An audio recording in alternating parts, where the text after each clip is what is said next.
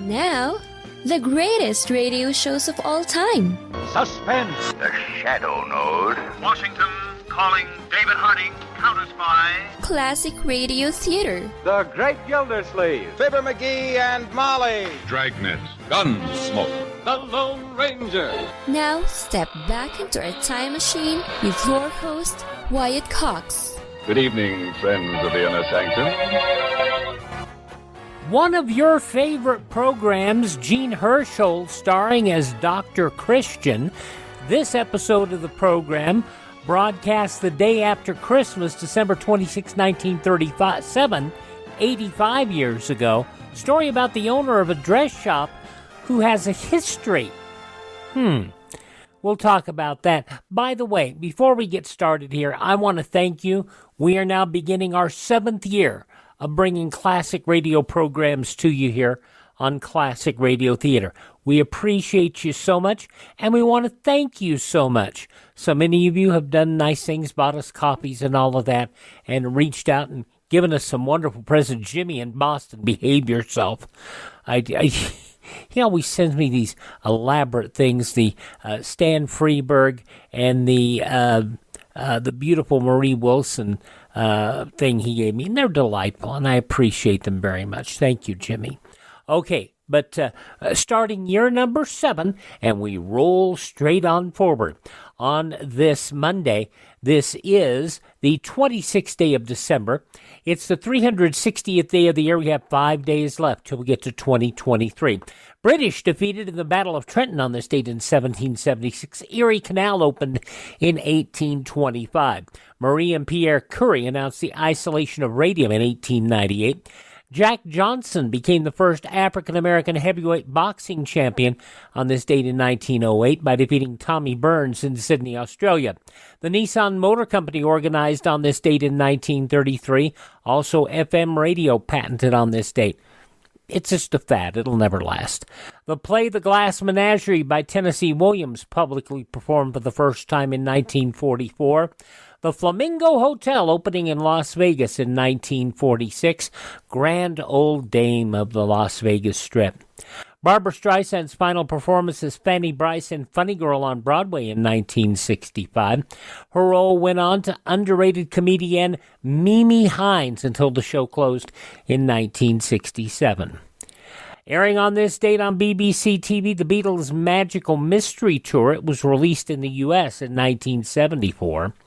Time Magazine's Man of the Year, given to a non-human on this date in 1982, the Personal Computer. The first long-running American television soap opera, Search for Tomorrow, aired its final episode on this date in 1986. It had been on the air for 35 years. Iraq announced its intention to fire upon U.S. and British warplanes that patrolled the northern and southern no-fly zones. Severe gales over Ireland, northern England, southern Scotland caused widespread disruption and widespread power outages in 1998. Also, severe weather in France in 1999 killed over 100 people, caused extensive damage to property and trees and the French national power grid. In 2004, an earthquake measuring 9.3 on the Richter scale created a tsunami, causing devastation in Sri Lanka, India, Indonesia, Thailand, Malaysia, the Maldives, and many other areas around the rim of the Indian Ocean. More than 300,000 people killed. Suddenly I heard a noise. I didn't know what kind of noise, and then suddenly the water came in the door, and within 2 minutes it was up to my breast. People started running for their lives. There was a lot of people screaming, carrying their children, their belongings with them. It's very noisy, and it's just a continuous roaring sound that gets louder and louder as it approached the beach. Massive tsunami on this date in 2004. It was also on this date in 2015. Tornado outbreak in the Dallas-Fort Worth Metroplex. Most notable tornadoes in EF2 and EF3 and EF4. About a dozen people died, 10 of which died due to the EF4. It did substantial damage to the suburb of Rowlett. Passing away, I should say, on this date in history, President Harry Truman, Jack Benny, a day that we feel so bad about, also passing away on this date, Elsa Lanchester, John Benet Ramsey, musician Curtis Mayfield, Jason Robards, President Gerald Ford, singer-songwriter Tina Marie, and Brody Lee, Luke Harper, which was such a sad story. The man had finally begun to see his stride in professional wrestling as Brody Lee. He had been in the WWE as Luke Harper. John Huber. He was so very young. Just 41 years of age. Idiopathic pulmonary fibrosis, a condition which caused lung tissue to become irreversibly thickened and stiff. They were going to do a lung transplant, but he died before they could get it happening. 41 years old. And the way AEW handled his passing, a full tribute show in his name and his family, still remembered to this day. Birth date today. Let's start off with Steve Allen. Actor, comedian, composer, funny man. Politically, I didn't agree with him, but otherwise, he was great. Also, Big Bird and Oscar Carol Spinney of the Muppets fame. Comedian, actor Alan King, actor Richard Widmark, and musical producer Phil Spector, who passed away last year at the age of 81. Happy birthday number 87 to the last surviving member of the Four Tops still performing, Duke Faker, 87 today. America's Most Wanted, John Walsh, 77. Journalist Candy Crowley from CNN, 74.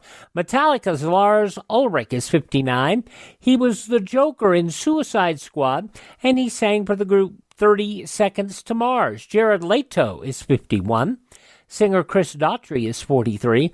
From Two Broke Girls, Beth Bears is 37. I found out that all the Two Broke Girls, it's like all these shows are now available for free streaming. Two Broke Girls is on, I believe, the Roku channel. John Cho in Game of Thrones, Kit Harington is 36. And from the middle, Eden Sher is 31. Though some of the people who celebrate the 26th day of December is their birthday, and if this is your birthday... Hi, we're the Four Freshmen, and we just want to say, Happy birthday to you! And we go back 85 years on this Monday edition of Classic Radio Theater with Wyatt Cox. December 26, 1937, Gene Hersholt as Dr. Christian. Thanks for tuning in to Classic Radio Theater with Wyatt Cox on your favorite radio station.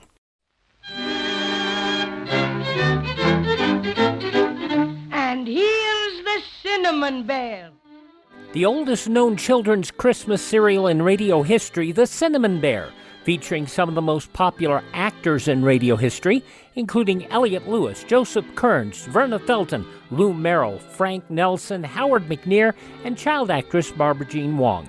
85 years later, this series of Judy and Jimmy traveling to Maybeland to recover their silver star still fascinates youngsters of all ages.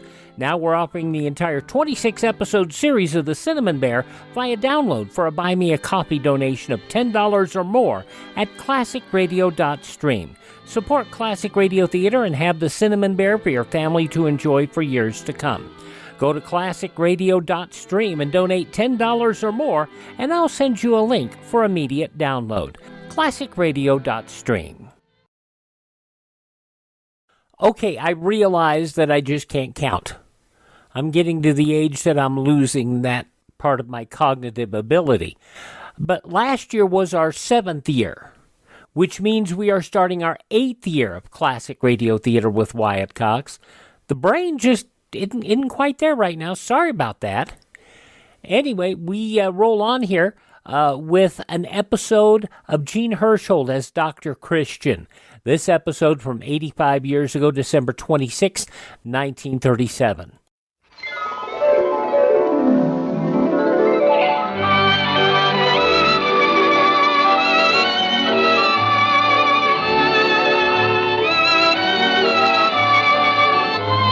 From New York City, we bring you Chapter 8 in the Chronicles of River's End. The star of the show, Gene Herschel in his greatest of all roles. The title of the show, Dr. Christian. The sponsor of the show, the Cheesebro Manufacturing Company, owners of the trademark, Vaseline.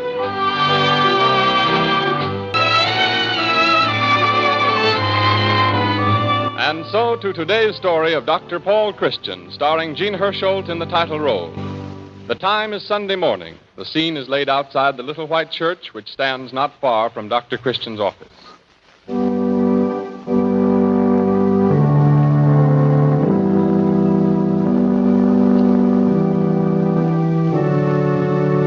Services are over. The congregation streams out the door, pauses in little groups in front of the church. Good morning, Dr. Christian. Well, hello there, young lady. How did you like the sermon this morning? All right. But I got kind of sleepy before it was over. Toby, you shouldn't say that. Good morning, Dr. Christian. Good morning, Harriet. Say, can you keep a secret, Toby? Of course I can. I got a little sleepy myself. Dr. Christian, you're spoiling all the good work I've done for a week. Oh, bosh. Not a good spoil, Toby. Besides, I have some theory about bringing up children. What do you know about bringing up children? Nothing. It's always those kind of people who have theories. Anyhow, Toby, I'm glad to see you in church, even if you do get sleepy. When I was little, I didn't go to church. And look what I turn out to be. Just a small-town doctor. The kindest doctor in the whole world. Oh, now, Harriet. Oh, say, how are things at the dress shop? Oh, the shop's doing very well, thank you. I'm beginning to feel really successful. And when I started it, I didn't think a dress shop in River's End would go at all. Well, you see, I was right. Mm-hmm. Good morning. Oh, good morning, Mr. Potter. Oh, hello, John. Going my way? Yes, why? I'll walk along with you. Well, goodbye, Harriet. Goodbye, Toby. Goodbye, Doctor. Bye, Dr. Christian. Bye. I let Mrs. Potter drive the car home. Feel like stretching my legs a bit. Well, I'm afraid you'll have to do most of the stretching alone. There's my office, and I've got some work to do. You mind if I came in for a moment? Why, no. Come ahead. I promise I won't keep you from your work too long. There's something I've been meaning to discuss with you ever since I returned from Chicago. So? Well, if you'll wait until I find my pipe. Help yourself to the tobacco there. I don't smoke a pipe. Oh, well, there's some cigars in the table drawer if you... I don't smoke at all. Well, then have a chair. You sit down, don't you? Thank you. What I want to ask you, Paul, is how long have you known this, what's her name, Mrs. Niles? Harriet? Oh, I've known Harriet Niles ever since she came here. I've been trying to place her. The very first time I saw her, there was something about her vaguely familiar. Do you recall the Jack Reamer trial? Well, I remember it. That's about all. It happened, some years ago. Young Reamer came from a rather wealthy Chicago family. He was something of a black sheep. Got into one scrape after another. Expelled from college. Finally disinherited when he married. Mm-hmm. On New Year's Eve 7 years ago, he shot and killed one of his wife's former admirers. He was convicted and later died in prison. During the course of the trial, his wife came in for considerable notoriety. Quite naturally, in view of the kind of woman she was. How do you know the kind of woman she was? Oh, everybody knew about her. The newspapers played it up in the most sensational manner. First when she married Reamer, and afterwards during the trial. Her name was Doris Fleming. Does that bring anything to your mind? Oh, I wasn't particularly interested in the case. Well, at any rate, Doris Fleming is running a shop here in River's End. She calls herself Harriet Niles. Oh, are you trying to tell me you are... that you find a similarity between Harriet Niles and a picture you saw in the newspaper 7 years ago? Ah, rubbish. Paul, what's your reason for trying to shield this woman? Shield her? I happen to know you've been acquainted with Harriet Niles for a good many years. Oh, now, wait a minute. To save you embarrassment, I ought to tell you I've gone into her history quite thoroughly. I know, for instance, that after her husband was sent to prison, she lived in Joliet. Her child was born there. Well, what about it? The physician who attended her was a Dr. Paul Christian. Would you mind telling me the point of all this? Harriet Niles and Doris Fleming are one and the same person. I can't understand why you attempt to deny it. Well, I'm not denying it. But since you're so interested, yes. I've known Doris Fleming for almost 7 years. fact, I suggested she come here. Change her name to Harriet Niles. So, you brought her here to River's End. Why? When Doris Fleming's husband went on trial, she was the only one who stood by him. She moved to Joliet to be near him. When he was sent to prison, well, she stayed there until he died. Since then, she's been trying to earn a living for herself and for a little girl. Trying to bring up Toby not to know what had happened. In every place she's gone, someone has made that impossible. My dear doctor, I have no wish to injure the woman. Quite the contrary. Before I came to River's End, I lived in a little town of Mill Valley, California. As a lad and a young man, I was poor, dreadfully poor. I know what poverty is. My only feeling toward Doris Fleming is one of deepest compassion for her and her child. How old is the child? 6 years old. Probably still young enough not to have been harmed. But how long is that going to hold true? How long before she finds out her mother's background, who and what her father was? The very thing Doris Fleming has been trying to avoid is bound to happen. Don't you agree? Yes, if she continues to run into meddlers like you. Calling me harsh names won't save the situation. No. There's only one solution. She must give the child up. Give up the baby? Why, you don't know what you're talking about. Please don't think I've reached such a conclusion hastily. I've thought about it for a long time. I've decided there isn't any other way. Oh, I see. You decide. And just why have you appointed yourself to deal with this matter? When a man sees his duty as clearly as I see this, he hasn't any choice. I came here in a spirit of friendliness, seeking your help. I thought you might explain to the woman, get her to give up her child voluntarily, for the child's own good. Well, you may see that as your duty. I don't see it as mine. It is your duty, whether you see it or not. I'll guarantee the little girl will have everything a child should have. Except the mother. Girl is only 6 years old. She'll soon forget her mother. And it's better so, considering the woman's history. John, I've always been kind of ashamed of myself because for some reason I've never liked you. Well, I'm not ashamed any longer. You don't know how that hurts me, Paul. But the soul of a little child is much too precious for me to let my personal feelings stop me. If you refuse to help, then I shall go to the town authorities and get them to take official action. Will you please get out of this office? After all, both Mrs. Potter and myself are not without influence among the good people of River's End. And I know public opinion will be aroused when I make the case clear. Will you please get out? Good morning, Paul.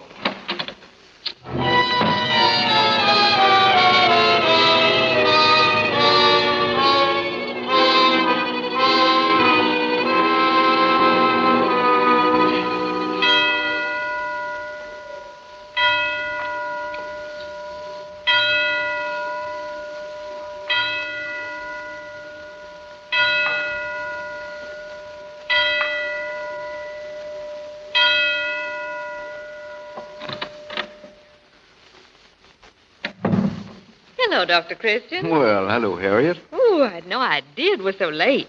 I came as soon as I could. I suppose Judy has gone home long since. Judy is on a vacation. Oh, is she? I hadn't heard. Where'd she go? Where does everybody go these days? Hollywood. Well, she'll have plenty to tell when she comes home. She'll have plenty to tell me when she finds out I haven't sent out these bills she left. Let me do it for you. I'd love to help. Oh, some of them are not worth sending out. This one to John Potter, for example. John got a piece of jute in his eye when he was a young man. It caused an infection. The eye still bothers him occasionally. Oh, this bill is for prescribing an ordinary eye wash.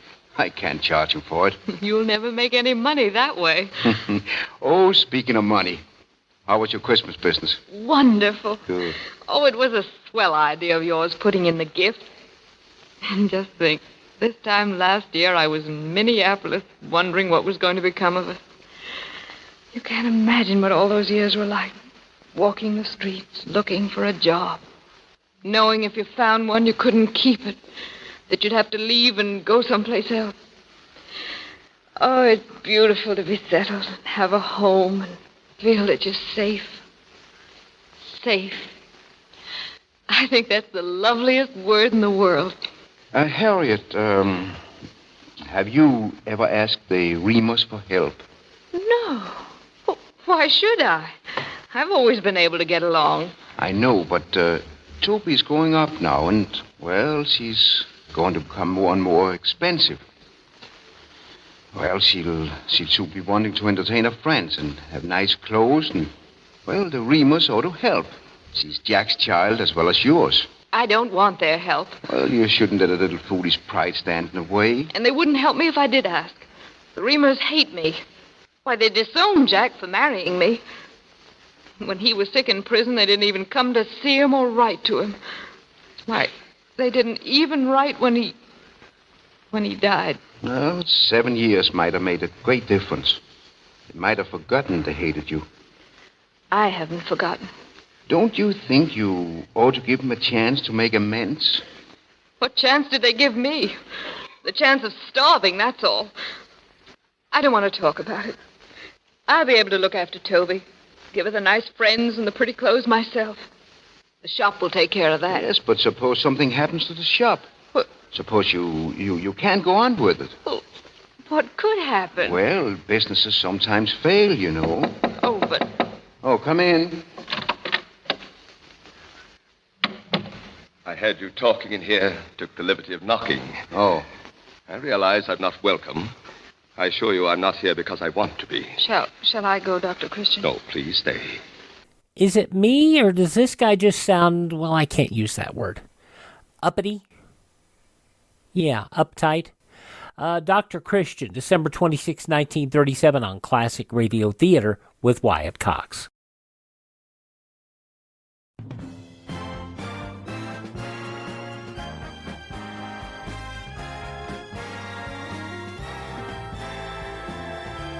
Thanks for tuning into this Monday edition of Classic Radio Theater with Wyatt Cox, an episode of Dr. Christian starring Jean Hersholt, as it was originally broadcast on Sunday, December 26, 1937.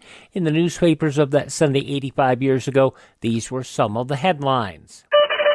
Violent deaths shackled tragedy onto the Christmas scene of scores of families across the nation, with more than 231 reported killed, the toll mounting hourly. Fatal crashes on streets and highways, shootings, train wrecks, and flaming death in the night came to 5 members of a family gathering at Auburn, Maine, where an oil heater exploded and destroyed a cottage. 2 of the victims, trapped as they slept, were little girls. Events are shaping to put big Navy advocates both in and out of Congress in the position they haven't known since the end of the World War. Indications are that Navy rebuilding will be a major item of debate in the regular session of Congress. Administration reluctance to disclose in advance specific plans it may be contemplating for new naval construction can be explained in part by apprehension that protracted public debate of the matter would arouse peace organizations to new activity. It might stimulate support of the Ludlow War referendum resolution vigorously opposed by President Roosevelt. The Lindbergh kidnap murder case crept toward its close after 6 long years tonight, with its biggest riddle still unsolved. What happened to the ransom money? Colonel Charles A. Lindbergh gave that amount in a vain attempt to save the life of his firstborn son, but most of the money's still missing as Governor Harold E. Hoffman prepared to announce who would get New Jersey's reward for the conviction of Bruno Richard Hauptmann. Hidden somewhere, there were still more than 30,000 of the $50,000 bundle Dr. F. Jameson Condon tossed over a Bronx cemetery fence to a guttural-voiced John on the night of April 2, 1932, a month and a day after the baby had disappeared. Hauptmann had $14,000 on him at the time of capture. The Japanese Navy announced a blockade had been placed around the industrial city of Qingzhou, where 3 U.S. warcraft were standing by to evacuate 300 Americans. Japanese land forces pushing forward into northern China previously had cut communications between Xingfu, Shandong province capital, and Qingzhou, which is on the coast 390 miles north of Shanghai. Newton D. Baker, who as Secretary of War mobilized the greatest army in the history of his country, died today after a heart attack. The short, eloquent statesman who served in the World War cabinet of President Wilson had been confined to his bed since shortly after his 66th birthday, December 3rd. He was first stricken several months ago in Syracuse, New York. He recovered from that attack, resumed some of his law practice in Cleveland. As counsel for a number of utilities, he recently appeared in court at Chattanooga, Tennessee, in a suit involving the utilities and the Tennessee Valley Authority. The U.S. accepted today Japan's guarantees against infringement of or unwarranted interference with the rights and interests of the U.S. and China. The Panay incident, which threatened to create serious diplomatic trouble, if not worse, between the two countries, considered closed as to its general lines. Some technical points, chiefly the amount of the indemnification, remain to be worked out. Those just a few of the day's top news stories as reported in the newspapers of Sunday, December 26, 1939 on your radio. Dr. Christian, which continues now on Classic Radio Theater with Wyatt Cox. Whatever you have to say, John, we can talk about some other time. As long as the young lady is here, why not talk about it now? Because I don't wish to. I'm afraid that's not a very good reason. It suits me. Paul Christian, why haven't you enough courage to face the situation? Don't you realize evasion will get you nowhere? I realize more and more what kind of a person you are. Psychiatrists have a word for you. It isn't a very pretty one. We're wasting time.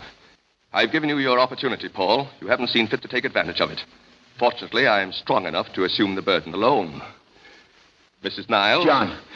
Dr. Christian informs me that you are Doris Fleming. Oh, he told you. Oh, no. Harriet, listen to me. I only told him when I see now. That's why you wanted me to go to the Reamers. Why, you talked about the shop failing. Oh, he found it out by himself. I only tried... That's true. And I convinced Dr. Christian it was useless to lie to me, as I had completely investigated your case. But why? Why? What difference does it make to you who I am? I don't feel it's necessary to explain that. Mr. Potter evidently takes his instructions directly from heaven. Or maybe he gives them. Dr. Christian is being sarcastic because he doesn't like me. He knows I've not the slightest notion of harming you. You won't tell anyone? There's no reason why I should. Doris Fleming, I want to help you. Help me? Yes.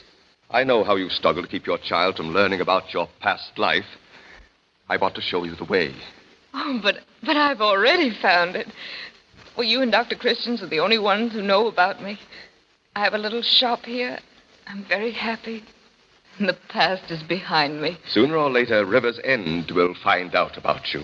But I don't see how, unless... They found out in the other places you've lived. No, you can never escape from your past.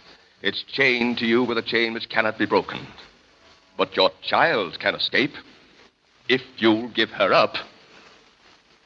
Give up Toby? We'll find a suitable home for her. I'll make all the arrangements. Help you in every way I can. But you're crazy. I'm not concerned with what you think about me. I'm only interested in the child. You'll have to give her up. Who says I do? Oh, this is going far enough. I say so. I'm not taking orders from you. Who do you think you are? You'd better be careful. You're a willful, headstrong woman. A person in your position could well display a little humility. You're not going to take my baby away from me. You or anybody else. Do you Harriet. hear? You or anybody else. Harriet. You claim to love your child, and yet you're willing to have its life linked up with you and a father who is a wastrel and a murderer. Harriet. Oh. I call upon you to witness, Dr. Christian. I tried to help her, and she struck me. Struck me like the common woman she is. We can do without her sort in River's End. Doris Fleming, I'm giving you a week to get out of town. 1 week. Oh, why did you strike him? You shouldn't have done that. Don't you see it put you so much in the wrong? I couldn't help it. He can't drive me away. He can't. You won't let him. You won't let him, will you?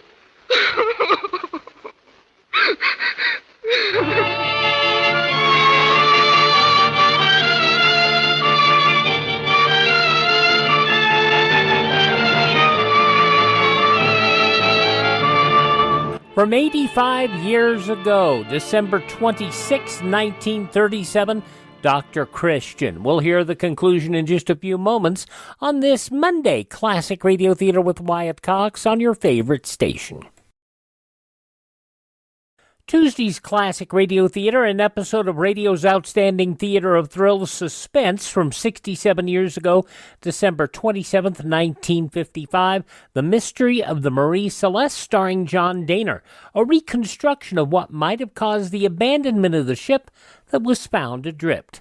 That's coming up on Tuesday's Classic Radio Theater, but now the conclusion of Dr. Christian, starring Gene Hersholt, 85 years ago, December 26th, 1937.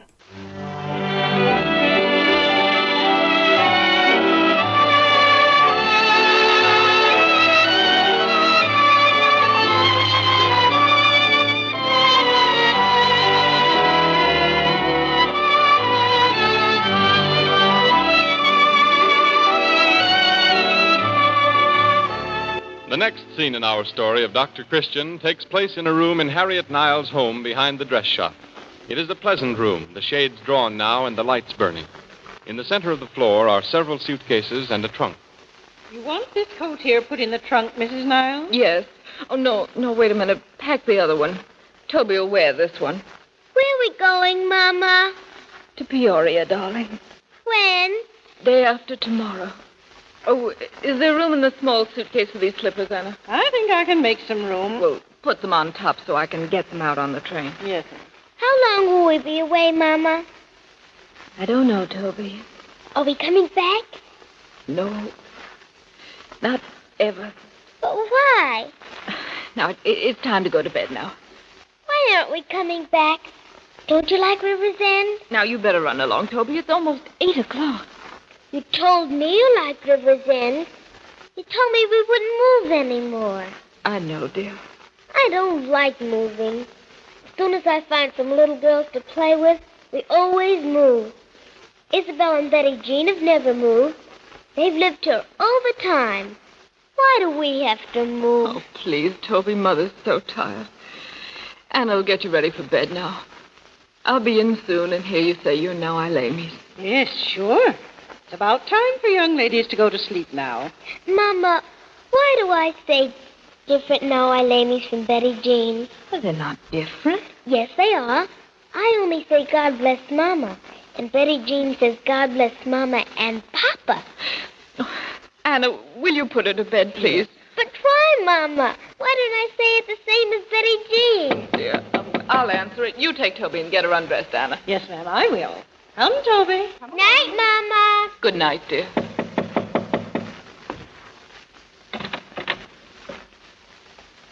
I thought I'd drop in for a little while, Harriet. Oh, yes, come in. I got a letter today from William Johnson about buying the shop. He says he might be interested in a month or so.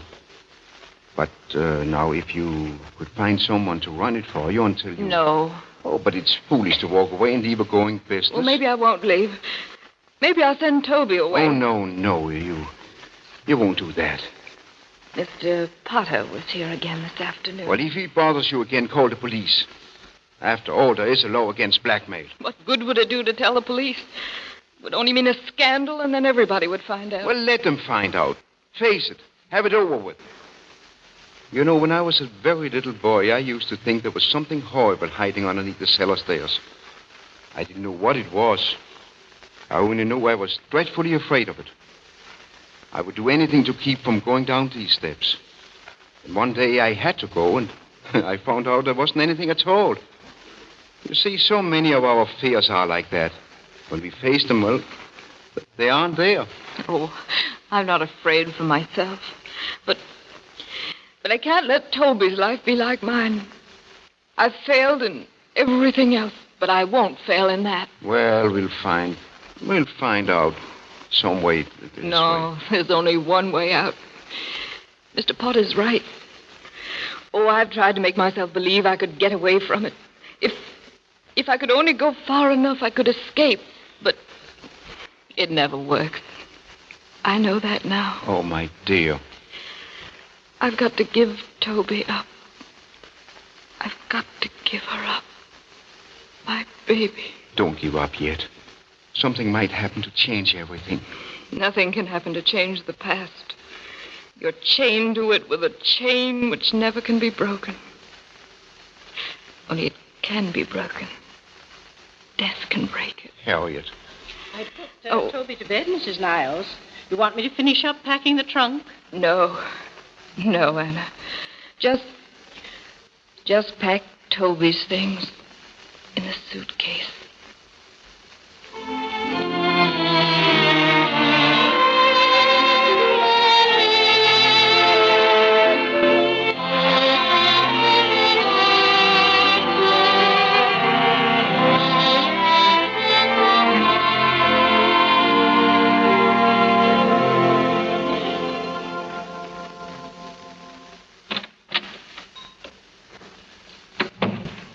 Well, Paul, I'm glad you changed your mind and sent for me. Sit down, John. Harriet tells me you found a place for Toby. In a home in Colorado, a charitable institution managed very efficiently. There will have to be an exception made to the rules for admittance, but Mrs. Potter has friends on the board, and I think it can be arranged. Oh, but Colorado, why does it have to be so far away? You know the answer to that question.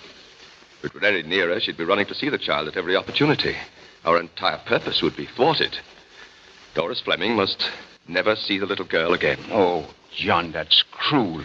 Is it cruel to try to save a child's soul? Oh, it wouldn't hurt if once in a while... That's out of the question. John, Harriet has done everything you asked her to do. Everything. Surely in this one thing you can be lenient. My dear Paul, why do you persist in putting this on a personal basis? I bear no malice toward the woman. It's simply a duty to be done. Oh, but think it over for a little while. There is nothing to think over. The matter is settled. John, before a doctor can cure an ailment, he has to know the cause. If he doesn't know the cause, he has to look for it. I'm afraid I don't see the analogy. In going over my books, I came across a chart for treating your eye. So, how much was it? I never received a bill. Oh, never mind that. But I believe you told me you got a little piece of jute in your eyes some years ago, and it caused an infection. Yes, in the jute factory where I worked when I was a young man. And that was in Mill Valley, California? Yes. Why? Well, it's this way, John. No man would act the way you've been acting without some cause. Something must have occurred to you to make you what you are. I haven't time to continue this absurd discussion. So I rode to the town where you worked as a young man. Funny nobody seemed to remember you. Or the jute mill either. It's probably closed. That happened years ago. Yes, but there was a jute mill nearby. In the California State Prison. I've got to go. I'm busy. Oh, I think yet you better stay for a little while, John. I don't know what you're insinuating, but whatever it is, it's a lie. Well, I have a report right here. You see, others can play at this investigation game, too. It's a lie. I tell you a lie. I wasn't in prison. The report is from the state of California. I'm sure it's correct, but if there's any doubt, well, I can turn it over to the proper authorities for check. No, wait. Don't do that. It'll ruin me. Then you were in prison? Yes. Yes, I was, but I was framed. That's what they all say. How soon can you be ready to leave town? Leave town? I think Rivers End could do without an ex-convict. I can't leave Rivers End. My business is here. I've spent years building it. How can I explain? What can I tell my friends, my wife? 2 weeks should be ample time. Oh, no, it's impossible. You're doing this for revenge. I'm not looking for revenge, John. I'm doing this for the good of your soul. Haven't I suffered enough? I spent 5 years in San Quentin. 5 years of misery, and because of a woman. A woman like Doris Fleming, who went scot-free. A woman? In San Francisco. She got me into it. She was as much to blame as I was, when I was the one that had to rot in prison. And so because of that woman, you seemed fit to punish Doris Fleming. They're all alike. They deserve to be punished. I'm beginning to understand your case. But I won't bother Doris Fleming anymore. I swear I won't if you'll only let me stay here. I'm sorry for you, John. Sorry for anyone who lets bitterness and hate live and grow until they influence everything they think and does. Then let me stay. Don't send me away. Last Sunday you said something about it being difficult to cure a sick soul. If I'm going to cure yours, I'll have to keep it under observation for a long, long time. Well, you can stay. Paul... Never mind, you better go now. You won't tell anybody about... No. And that report from California? Here, you can have it. Tear it up if you like. Why, this isn't from the prison board. No. It's from the California State Department of Agriculture. You've lied to me. Oh, no, I never told you the report was from the prison board. Just the same, you tricked me. Tricked me into confessing. It was your confession that tricked you. You made me believe the report applied to me. Well, in a way, John, it does. It's a report on the common variety of pests.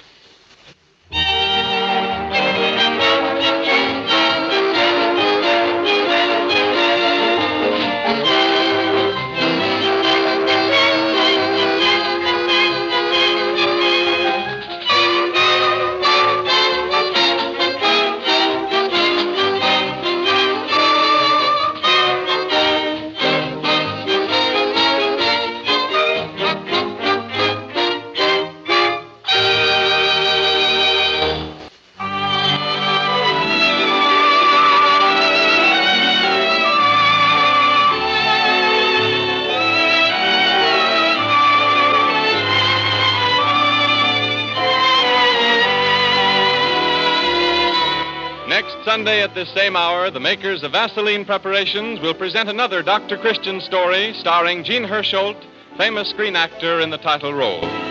Jean Hersholt appears on this program through the courtesy of 20th Century Fox. This is Arthur Gilmore bidding you good afternoon for the makers of Vaseline Preparations.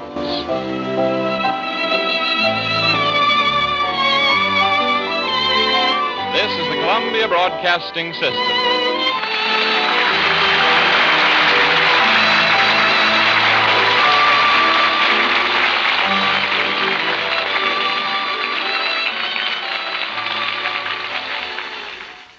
December 26, 1937, Dr. Christian on Classic Radio Theater with Wyatt Cox.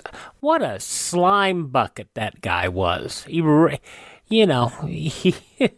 Oh, boy.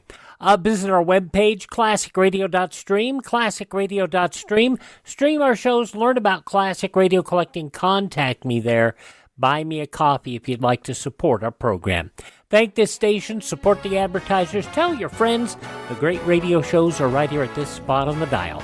Classic Radio Theater with Wyatt Cox on your favorite radio station.